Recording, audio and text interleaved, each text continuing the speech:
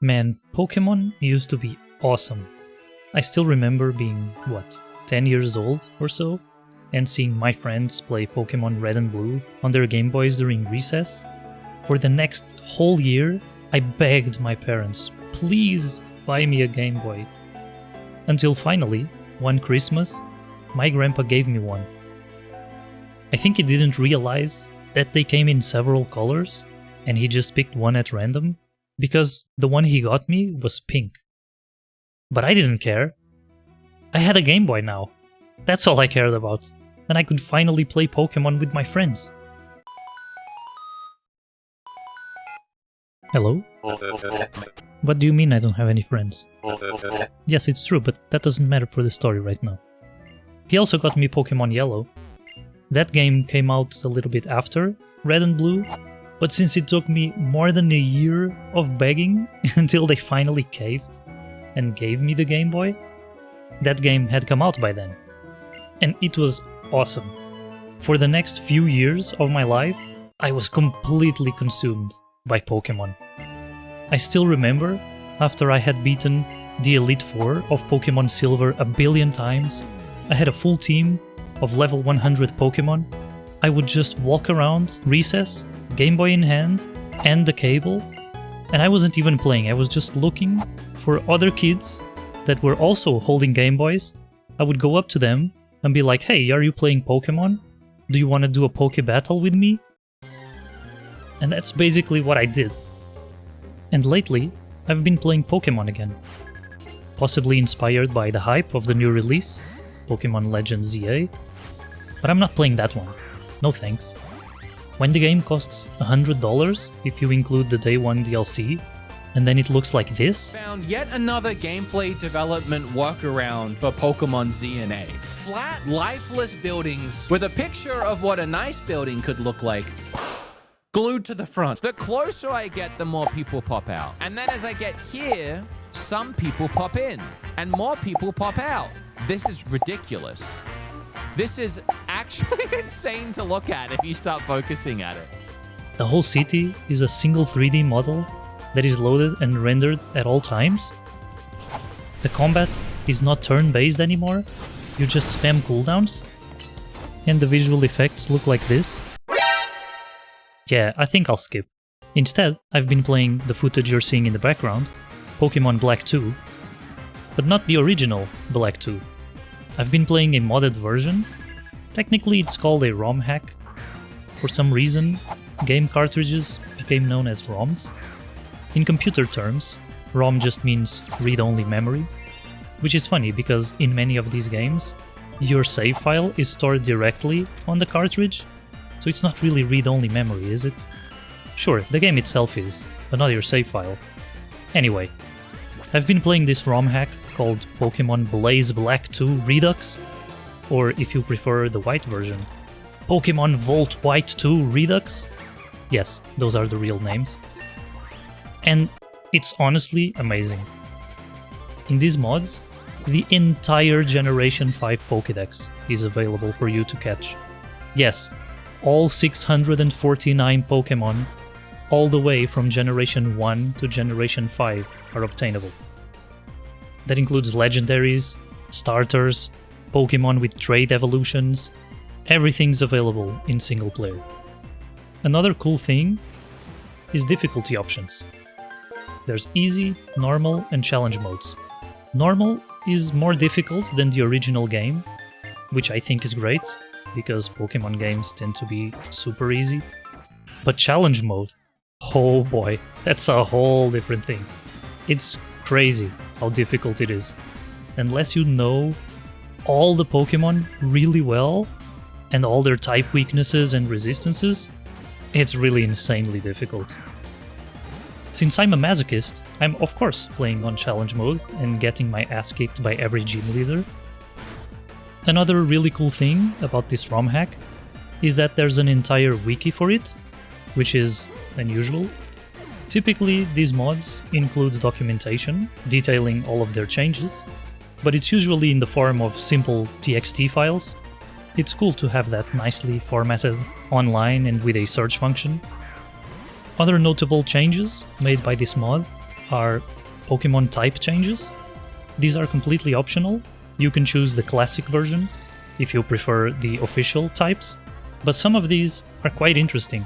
For example, making Emboar a fire ground type instead of fire fighting, which gives it a pretty unique type and breaks away from Game Freak's weird obsession with fire fighting starters. Other cool changes include the introduction of the fairy type. That's right, the fairy type was officially released in the Generation 6 games, that is, one generation after the Black and White games came out, but somehow the mod authors managed to implement an entirely new type in a game that didn't have it. They changed all the Pokemon that should be of the fairy type into the fairy type, and they also introduced a plethora of fairy type moves for them to use. All of the moves are official moves from the newer games. Speaking of which, all Pokemon have had their move pools updated to match what they are in the Generation 8 games, that is Sword and Shield, not just the fairy type Pokemon, but all of them. And even some moves that didn't originally exist in Black and White have been implemented here. So if you're interested in playing with the more modern versions of individual Pokemon, but in the classic games, which in my opinion are usually better than the modern games, then this would be the mod for you. Another really cool advantage of playing older games like this is that they run on pretty much anything. These days you have emulators that run on Windows, Linux, Android. So I've been playing this on my desktop PC with a big screen, on my ROG Ally, and on my phone, depending on what's more convenient. And with a bit of tinkering, you can set up your own homemade cloud save system and switch between all these platforms seamlessly and continue with the same save. I can make a video about that if there's interest. Let me know in the comments if you'd like to see my cloud save setup. Alright, so I'm gonna quickly show you how to install and play this ROM hack.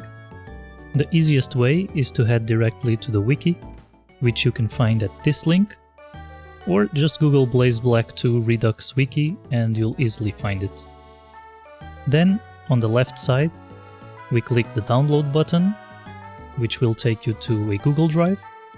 This is the official Google Drive of the authors. Here you download the version of the mod that corresponds to your game. If you have Pokémon Black, download BlazeBlack, and if you have Pokémon White, download Volt White. I can't tell you where to find the game itself. Ideally, you should have your own legal copy of the game already. However, since the game is quite old and new copies aren't being sold anymore, maybe you need to resort to used copies or other means. Now we move over to the desktop, which is where I saved the downloaded file, inside a folder called Pokémon. I actually have all versions here, but for this demonstration we'll stick with the black version. You'll need to extract the file you just downloaded. It comes in zip format, so Windows should be able to extract it by default. If for some reason it doesn't, I recommend the application 7-zip, since it supports almost all compression formats you could ever need. So we extract the ROM hack, we navigate into the BlazeBlack Redux folder that we just extracted. There might be another folder inside, also called BlazeBlack Redux. That's okay, we open that one up as well, until we see these folders here. Now we open up the Patcher folder, and we want to double-click on the file called xdelta UI.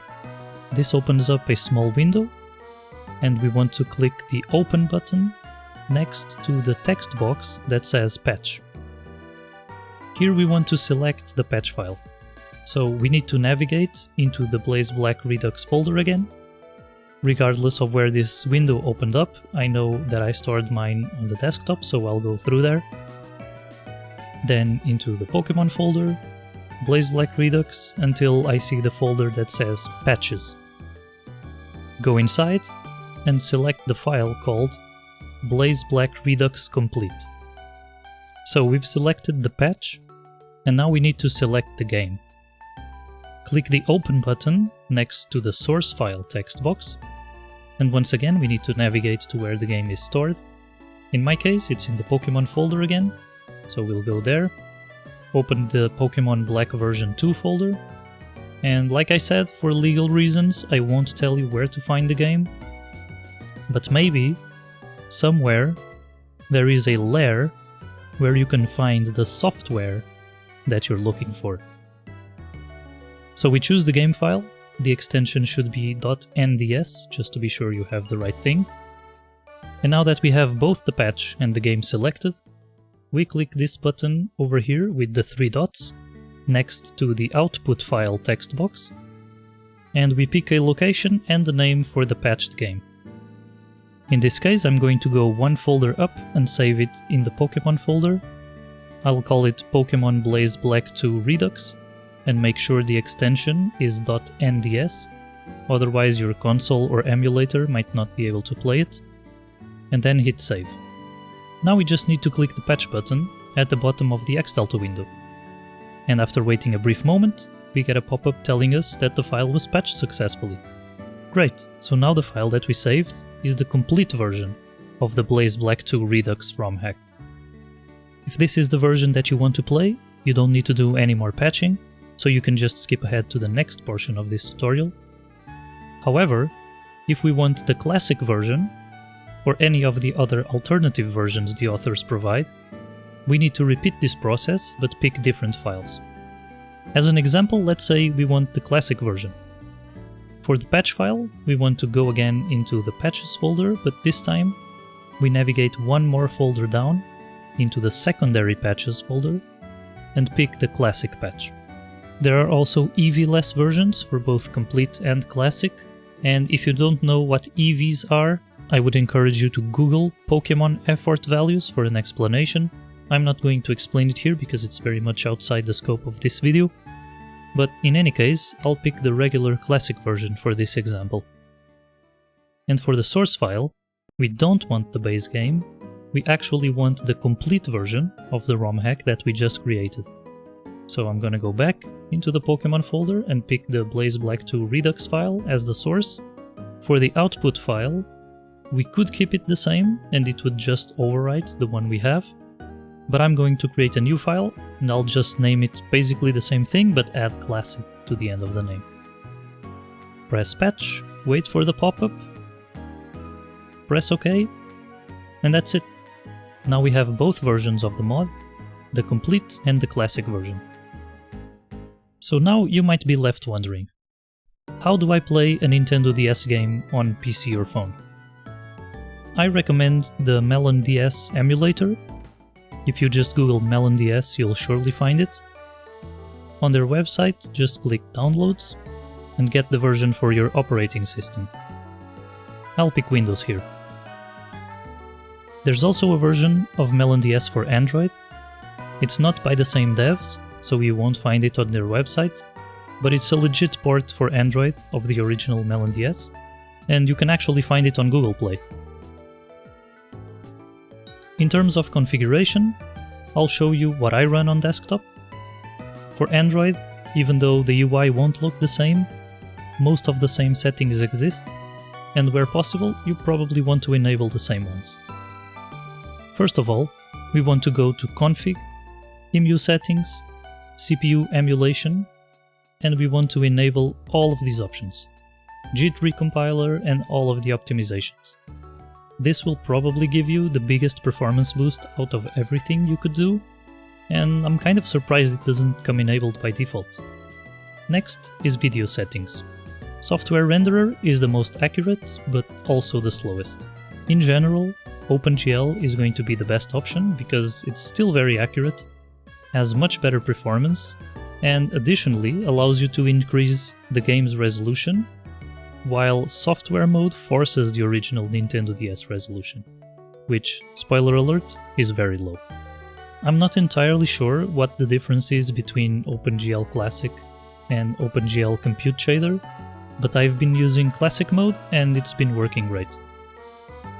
In terms of resolution, if you have a decently capable PC, you can probably bump this up all the way to 10x or more. On mobile, you should probably stick to 1 or 2. However, even on PC, in my opinion, the Pokémon Black and White games in particular, I found that keeping the resolution relatively low actually looks better. Because those games combine 3D environments with 2D characters, keeping the resolution low makes the 3D environments pixelated, which ends up complementing the 2D pixel art of the characters and NPCs really well. So I like to keep this at a low 2x resolution, but feel free to pick whatever you like. When using OpenGL, you also want to enable improved polygon splitting, especially for Pokémon games, since that fixes a few graphical bugs. The only other settings that I've changed are path settings. If you don't change any of this, the save file will be stored right next to the game, which is fine. At least if you know where your game is, you also know where your save file is. However, since I'm using a custom cloud save setup, I like to put saves in a specific folder.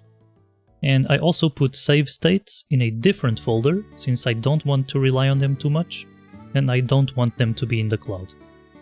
If setting up automatic cloud saves for your emulator games sounds cool, let me know in the comments, and if there's enough interest, I'll make a video explaining how to do it. You'll also want to configure input mappings. You can bind any of the Nintendo DS buttons to anything you want on your keyboard, and if you have a controller, the emulator will probably recognize it, but you'll still need to map it manually. To map a controller, you need to click the button that says Switch to Joystick Mappings. So, as you can see, there are two sets of input mappings, one for keyboard and one for controller, and you need to map them both separately. Another thing I recommend doing in the input settings is in the General Hotkeys tab, map something to toggle full screen. For some reason, there's no menu option to make the emulator full screen. The only way to do it is to map a button, so do it here. Lastly, I like to configure the view options. Let's boot up a game so we can see this in action. We go to File, Open ROM, and pick any game we want. I'll pick Pokémon Black Classic version. I already have my screens configured, but by default the emulator comes with screen layout set to natural and screen size set to even. Oh, and integer scaling is also disabled by default. I've been playing with it enabled, but I'm not sure if it works the way I think it does, so let's ignore it for now. This is what the MelonDS emulator looks like by default. Just like the Nintendo DS, we have one screen above the other, and both screens the same size. However, when playing on a PC, this looks pretty bad. I like to set the screen layout to horizontal, and then set screen sizing to auto. What auto does is automatically change the sizes of the screens so that the screen that has the most important information at any given time is always the largest. For example, in Pokémon, when you're navigating the world, the left screen will be larger. But if you open up your bag, the bag UI opens in the second screen, and that one becomes larger now, since that's where the focus is. It's pretty cool. I'm not sure how the emulator is able to do that, but at least in the Pokémon games, it has been working pretty flawlessly. And that's it. That's the full configuration for the MelonDS emulator. I hope this video was useful. Give it a like if you liked it, or a dislike if you didn't. Subscribe if it was useful, or unsubscribe if it wasn't. And maybe I'll see you in a future video. Bye!